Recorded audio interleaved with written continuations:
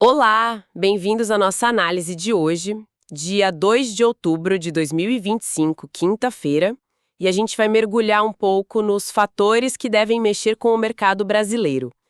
Para isso, a gente está usando um briefing, né, um material bem detalhado de inteligência pré-mercado. Isso aí. E olha, o ponto central que está saltando aos olhos hoje é um contraste, assim, bem interessante. Lá fora, o mundo parece respirar um certo otimismo. Mas aqui dentro, a questão fiscal tá acendendo um alerta, né? Exatamente. Lá fora, o clima é o que a gente costuma chamar de isquion, né?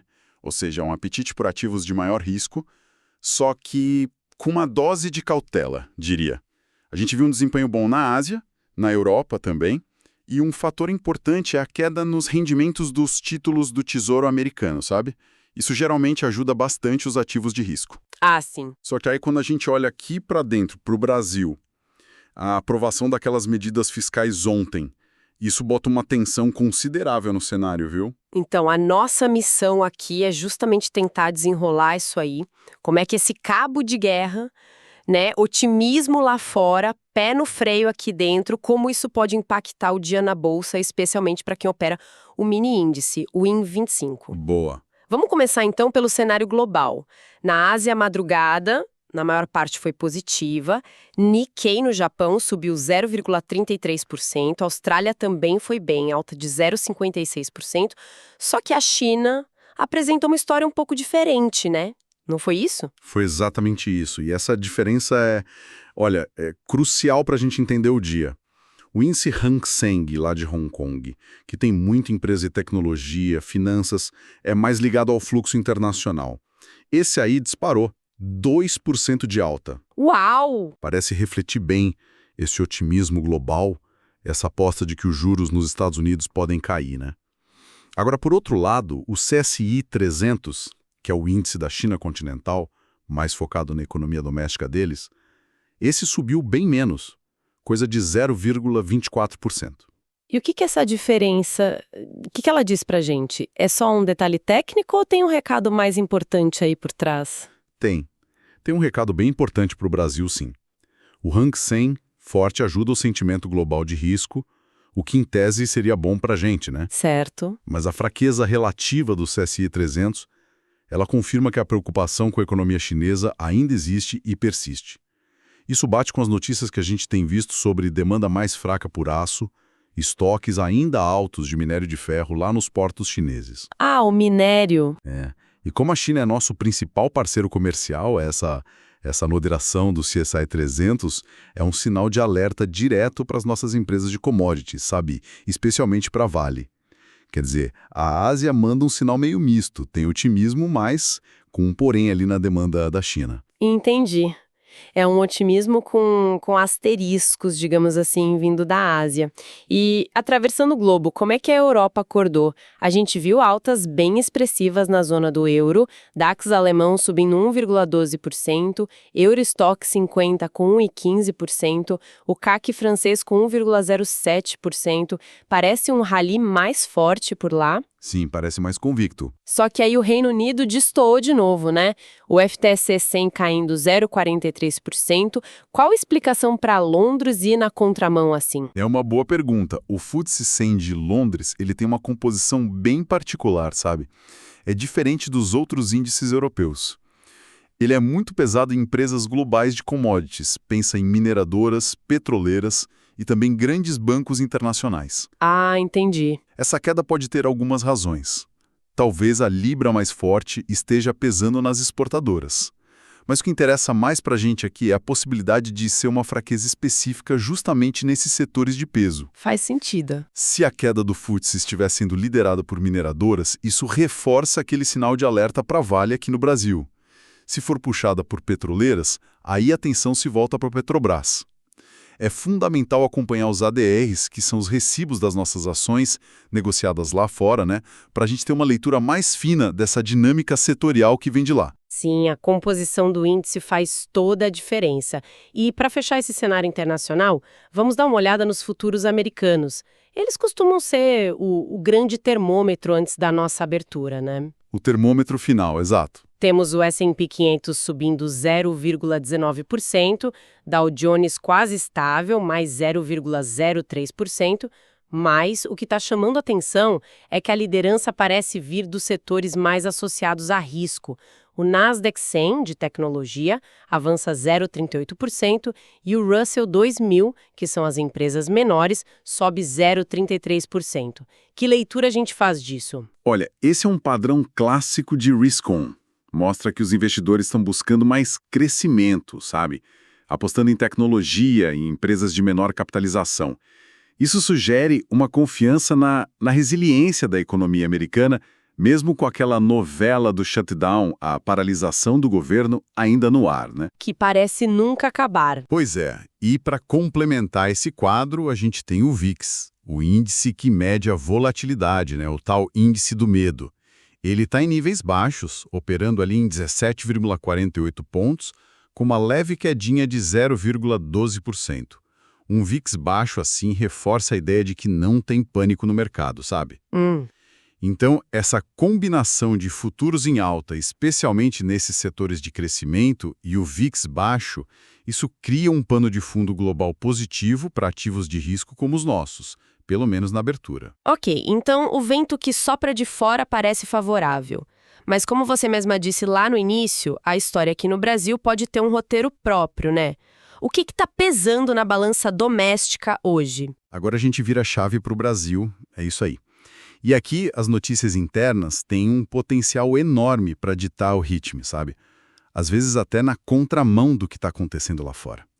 O grande evento de ontem, que está repercutindo hoje, foi a aprovação unânime, né, na Câmara dos Deputados da isenção do imposto de renda para quem ganha até R$ 5.000 por mês. Certo. Do ponto de vista político-social, o governo comemora. Claro, é uma medida popular, né? Tem potencial para aliviar o bolso de muita gente e, quem sabe, até estimular o consumo. Sim, olhando pelo lado do cidadão, parece uma notícia boa. Mas, pelo que eu li no material de análise, o mercado financeiro não recebeu tão bem assim, né? Por que essa desconexão? Onde é que está a preocupação do mercado? A preocupação central do mercado, eu acho que dá para resumir numa pergunta bem simples. Tá bom, mas quem é que vai pagar essa conta? O problema não é a isenção em si, entende? Mas o fato de que essa renúncia de receita, e não é pouca coisa, ela não veio junto com uma fonte de compensação clara, estrutural, permanente. Ah, tá aí o ponto. Exato. O mercado lê isso como mais uma peça que fragiliza o quadro fiscal brasileiro, que já não está fácil, né? Muitos analistas veem isso como uma espécie de bomba-relógio fiscal. Isso azeda ainda mais a percepção sobre o compromisso do governo com o equilíbrio das contas. E isso no momento em que já existe um cabo de guerra com o Congresso sobre a meta fiscal, o atraso na votação da LDO, a Lei de Diretrizes Orçamentárias, que é fundamental para o orçamento do ano que vem. Entendi. Então é o clássico conflito. Uma medida com apelo político, social, versus a disciplina fiscal que o mercado cobra. Como é que essa tensão deve aparecer nos preços hoje, na prática? É exatamente essa dinâmica. O governo celebra, o mercado recalcula o tal do risco Brasil. E onde que isso aparece mais rápido? Basicamente em dois lugares. Primeiro, nos juros futuros, a curva DI, né, que mostra o que o mercado espera da Selic lá na frente. Ela tende a ficar mais inclinada, ou seja, com taxas mais altas nos prazos mais longos. Isso reflete ou uma expectativa de inflação maior no futuro ou um prêmio de risco maior que o mercado exige para financiar o governo. Segundo lugar, no câmbio. A tendência é de enfraquecimento do real frente ao dólar. O pregão de hoje deve ser essa briga. A gente pode ter uma abertura animada pelo exterior, sim, mas essa preocupação fiscal deve ficar ali, como uma sombra, sabe? Tornando qualquer alta mais frágil. A volatilidade no mini-índice, no INVE25, deve ser alta hoje. Quer dizer, então, que a gente pode até começar o dia bem, em alta, mas a sustentação dessa alta é a grande dúvida. É isso? Precisamente. O comportamento do dólar, o par USD-BRL, e da curva de juros DI ao longo do dia, esses vão ser os termômetros em tempo real dessa disputa de narrativas. E aqui vai um alerta importante, viu? Qual? Se o Bovespa estiver subindo, mas o dólar também estiver subindo forte ao mesmo tempo, Desconfie. Esse é um padrão que pode indicar uma armadilha para touros, o famoso bull trap. Uma alta que parece firme, mas que não tem fundamento sólido, sabe? E pode reverter rápido. É um sinal clássico de que o fluxo de saída de dinheiro, refletido no dólar alto, está acontecendo mesmo com a bolsa subindo. E isso não costuma ser sustentável. Anotado. Alerta importante esse. E além dessa questão fiscal toda, tem alguma divulgação econômica relevante na agenda de hoje que possa mexer com o mercado também? Tem sim, temos dados para ficar de olho. Aqui no Brasil, sai o número de emplacamento de veículos de setembro, divulgado pela Fenabrave. Se vierem fortes, podem dar um pequeno suporte para a narrativa do governo, né, de que a economia e o consumo estão reagindo. Se vierem fracos, aí reforçam a preocupação fiscal, talvez indicando que a economia não precise de tanto estímulo ou que a situação já está delicada. Certo. Lá fora, o dado mais aguardado são os pedidos semanais de seguro-desemprego nos Estados Unidos, os Jobless Claims. Eles dão uma foto da saúde do mercado de trabalho americano. Se os pedidos vierem acima do esperado, isso pode ser lido como um sinal de que o mercado de trabalho está esfriando, o que aumentaria as apostas de que o Fed, o Banco Central Americano, pode cortar juros mais cedo. O que seria bom pra gente, né? Exato. Geralmente é bom para ativos de risco globais, incluindo o Brasil. Agora, se vierem abaixo do esperado, o efeito é contrário. Pode diminuir essas apostas. A reação do mercado a esses números costuma ser bem rápida ali na hora da divulgação. Ok, agenda cheia também, então. Agora vamos dar uma olhada em alguns ativos-chave para o nosso mercado? As commodities, né? Que pesam tanto no Ibovespa. Como é que elas estão? O petróleo, por exemplo. Brent, perto de 65,38, WTI a 61,92. Ele ensaia uma leve recuperação depois de bater mínimas de 16 semanas, mas a análise técnica que a gente recebeu aponta venda forte. Isso não é meio contraditório? A pressão é grande. Preocupação com a demanda global ligada àquela discussão do shutdown nos Estados Unidos, a saúde da economia chinesa e o recente aumento nos estoques de petróleo nos Estados Unidos. Tudo isso pesa negativamente. A indicação técnica de venda forte sugere que, apesar desse repiquezinho, a tendência principal ainda é vista como de baixa. Para Petrobras, para a PET 4, isso significa que o potencial de alta hoje parece limitado, sabe? A não ser que o petróleo engate uma recuperação mais forte, mais consistente ao longo do dia. Entendi, cenário complicado para o petróleo. E o minério de ferro? Aqui a situação parece mais definida, só que para o lado negativo. Fechou em queda ontem 1,21%, cotado a $104 a tonelada. E as notícias continuam apontando para demanda fraca na China, estoques elevados. Exatamente. O cenário do minério de ferro confirma aquela leitura mais cautelosa que a gente fez sobre o índice CSI 300 lá da China. É um vento contrário direto e bem relevante para Vale, para VAL3.